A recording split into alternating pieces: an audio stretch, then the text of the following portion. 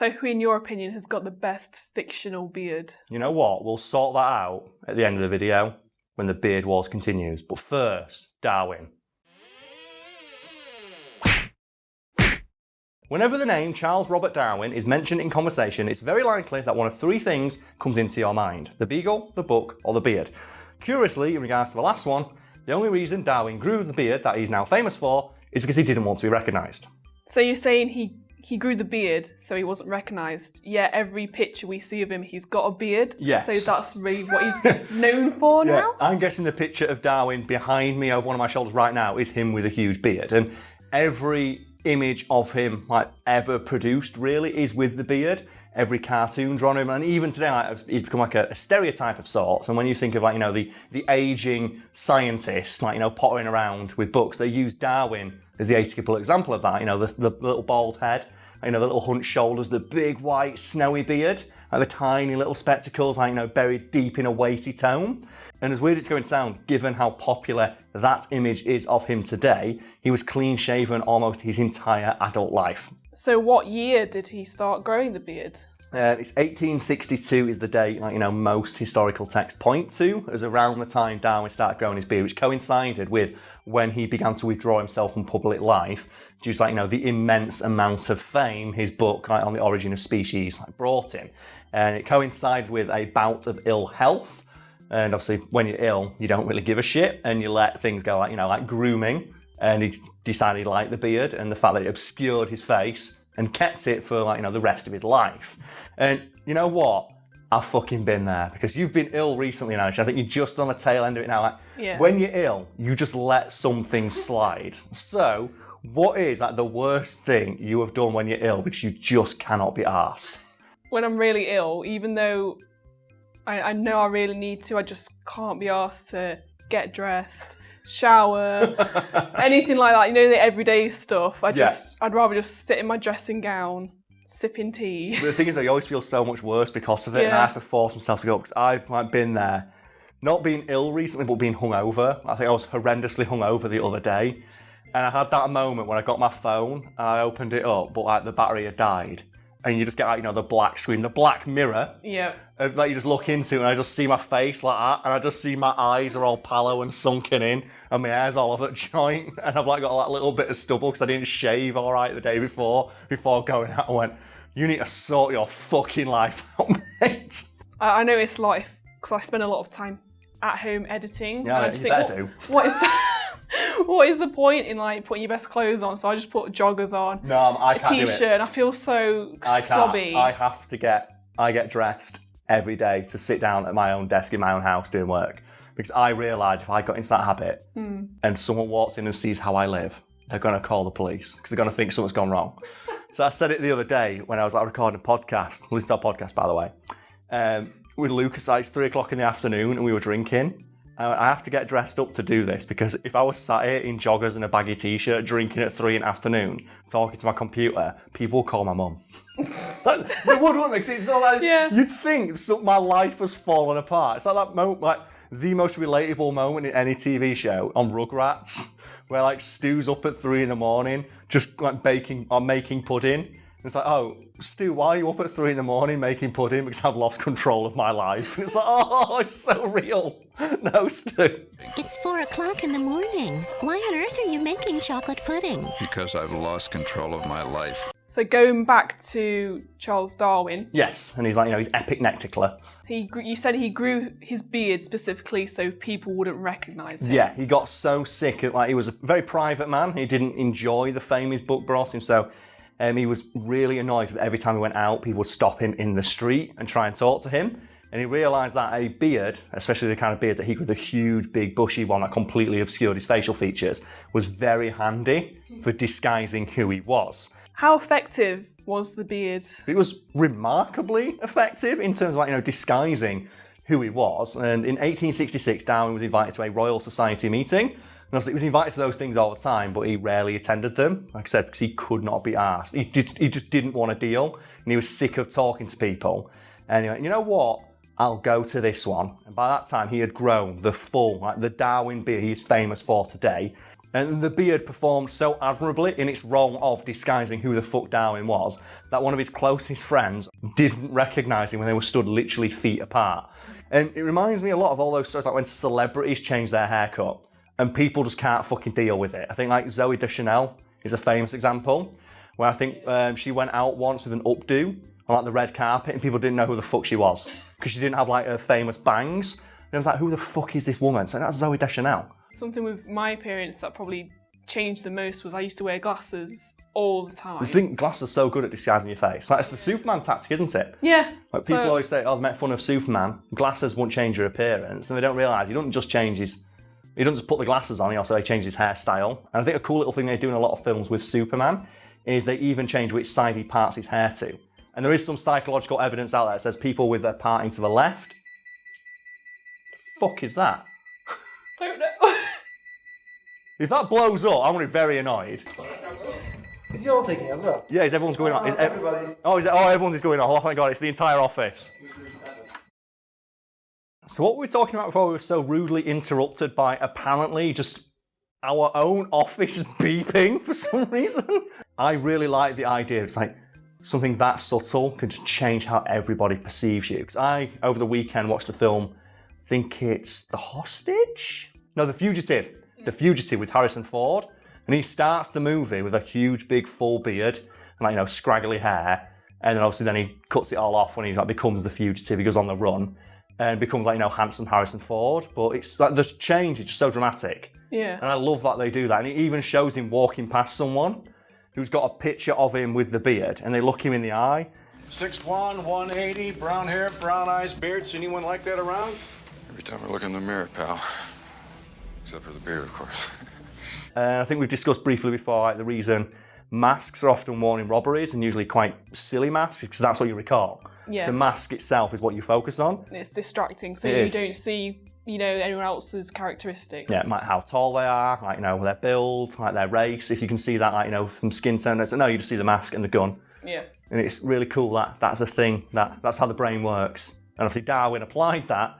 I'm going to grow a great big bushy beard, to crib a line from Hot Fuzz, and no fucker recognised him.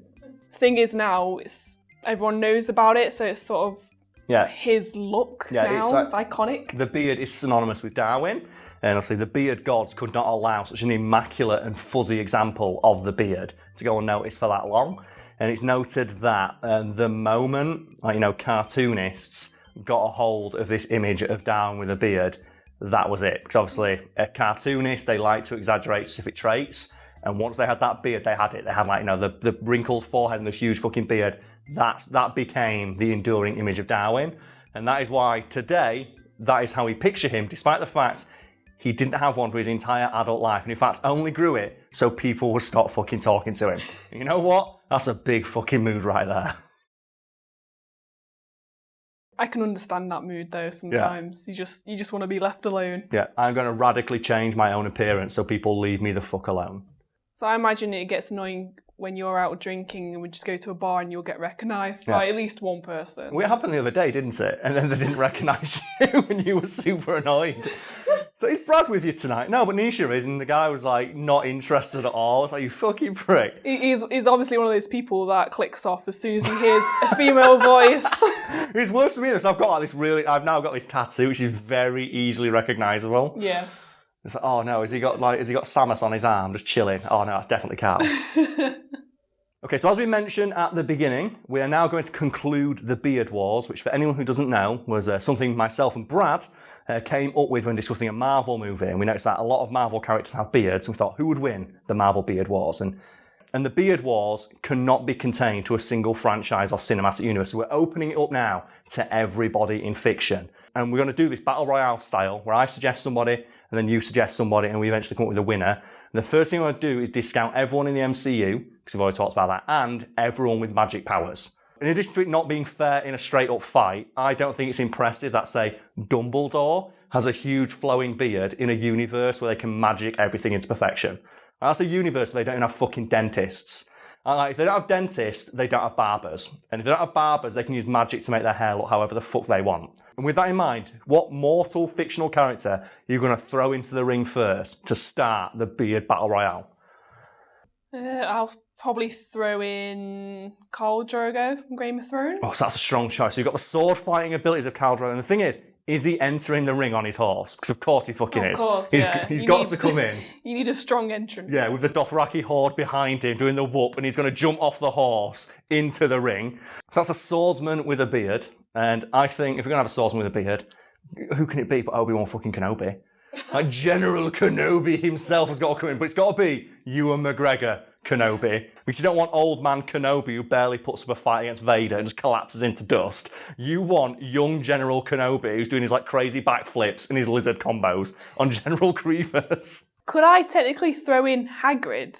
You could, because Hagrid can't do magic. And I think it's very clear from his appearance that he doesn't, and if he could, he doesn't use it to maintain it. Because like he's like constantly described as being like, scruffy and bedraggled. And I think if Hagrid went in, and obviously he's got all the magical creatures of the forest to help him out. Like Obi-Wan Kenobi, skilled warrior, laser sword. Do you know what I don't think he can stop though? If Hagrid threw a fucking rock at him. He'd like be stood there and he'd get into the ring and he'd do it like the Big Show. He steps over the fucking ropes and it rattles the entire arena. And then Grawp just throws a big rock in, just crushes Obi-Wan Kenobi. He don't even expect it. Oh man, or he just calls him like Aragog or some shit like that. Well, that'd be his entrance as well. Like Joe in the last book, where Harry says the last I saw of Hagrid, he's getting carried away by the spiders. Yeah. That's what they bring him in. Like all the spiders come into the ring and go away, and just Hagrid stood there in like a wrestling singlet, just with fang like that.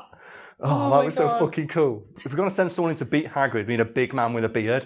And I can think no bigger than Treebeard, the leader of the Ents, because he's got a beard. He's literally called Treebeard, and like the Ents we know are fucking huge and strong and beefy. Yeah. And I just want to see Hagrid punch a fucking tree.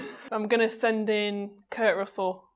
Yeah, the flamethrower. I should have thought of that. Probably burn the tree. His beard is obviously better than anything Treebeard's got, and he's got the flamethrower. And as we know from that film, the Ents do not like fire. Because there is the shot of the Ent dipping its head in the water when it gets set on fire, meaning that is a weakness, and I don't think there's any water in a wrestling ring. So to defeat a character like that, it can't be hand to hand, because he's got the flamethrower, and if you get anywhere near him, he will just detonate the dynamite and kill himself and you, and use the you didn't win tactic. So I'm thinking John Wick. John Wick, like Keanu Reeves, especially in John Wick 2, when he's like really sad about his car and his dog. And he's got like he's got 5 o'clock shadow on top of a beard somehow. He grows a double beard because he's so pissed off and just despondent. He grows a beard on top of his beard. And I'm just imagining like as Kurt Russell celebrating, his Treebeard just falls over. Just a sniper round comes through his fucking head. Well, if we're talking about sad beards, yes, we have to send in the Punisher when he had a beard. Yeah, from the start of the season, where John Barron, where the Punisher, he grows his like depression beard. Yeah. His depression beard is bigger than Keanu Reeves's, so he wins. Because I'd say they're both equally skilled in like terms of shooting each other, so it would devolve into a fist fight, and we all know the Punisher's not fucking going down in a fist fight. And if anyone says, oh, the Punisher's an MCU character, so he shouldn't count, the TV shows are no longer canon to the MCU universe, because they've hired the guy from Luke Cage to be like the new Blade. Who the fuck do you send in to fight Punisher with a depression beard? So the criteria here is that the person either has to have a better beard or a beard of similar size and impressiveness, but be more skilled, yes? And with that in mind, I'm going to say send in John Hammond, who will spare no expense on his entrance or the ass whooping he's going to give the Punisher. Because I don't think anybody can top that beard, because Richard Attenborough, the guy who played him, then went on to play Santa. And I'm just imagining that he comes in on Santa's sleigh, but it's drawn by dinosaurs. So he combines the two powers. And Punisher's good, but he's not beating a fucking dinosaur. So who do you send in to fight the amalgamation of Richard Attenborough's career? Just wielding the powers of both John Hammond and Santa. I'm going to say Pai Mei from Kill Bill. Oh, that's not fair. You can't say Pai Mei. So he hasn't even got a better beard. He's got a better everything. So his beard is so massive and awe-inspiring. Even his eyebrows have grown. Like, his eyebrows were jealous of his beard, so they grew massive too. So, oh man, and his entrance as well would have to be like he walks in on the row of swords. Like people like you'd be like they all put the swords down. He walks in on them like it's. Yeah. Like he does in Kill Bill, and he just each of the dinosaurs, he just punches them all in the heart, and they just fall over dead. and then just kills Richard Attenborough and then just sits there meditating, contemplating how much of a fucking badass he is. Oh, yeah, you know what? No one's beating Pie Mane. No one's beating that fucking beard.